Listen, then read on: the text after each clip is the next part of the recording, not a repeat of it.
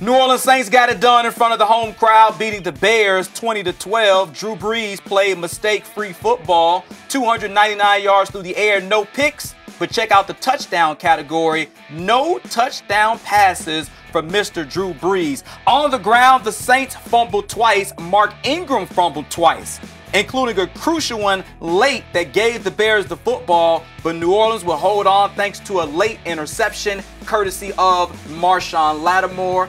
B-Mac, we were watching this game as we were watching the rest of the football games, and you feel like Ingram may have cost himself the starting position. What's your take on what you saw from him? Well, you know, when you see how they fought on both sides of the football, especially from the Saints defense, they left it all on the line. And when you see a young player like Alvin Kamara, he fumbled early in the ball game. And then late in the second half, in the second half of that ball game, Mark Ingram fumbled.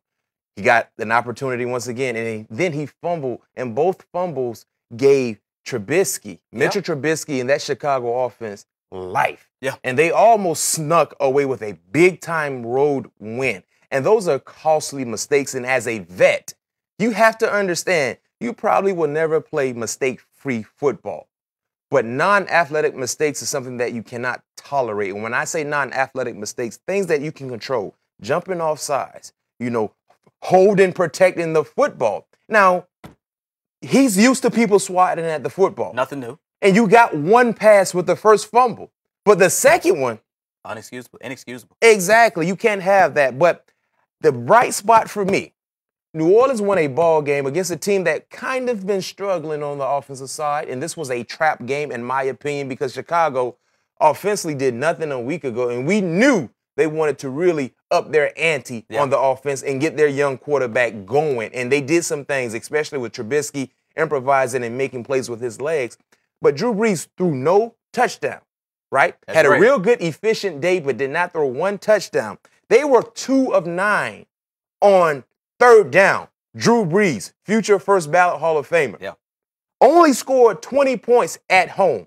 Their defense, back against the wall, we talked about the fumbles, only allowed 12 points.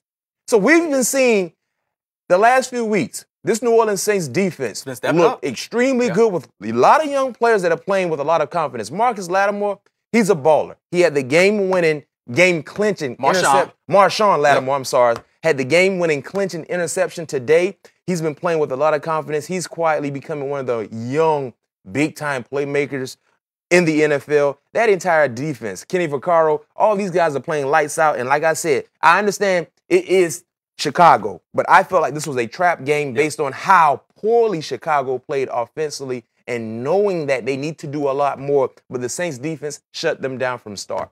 Drew Brees went over the 6,000 completion mark, only the third quarterback in NFL history with 6,000 completions, joining Brett Favre and Peyton Manning. Saints have won 5 straight. Who that? Yeah. Stadium. We always on demand.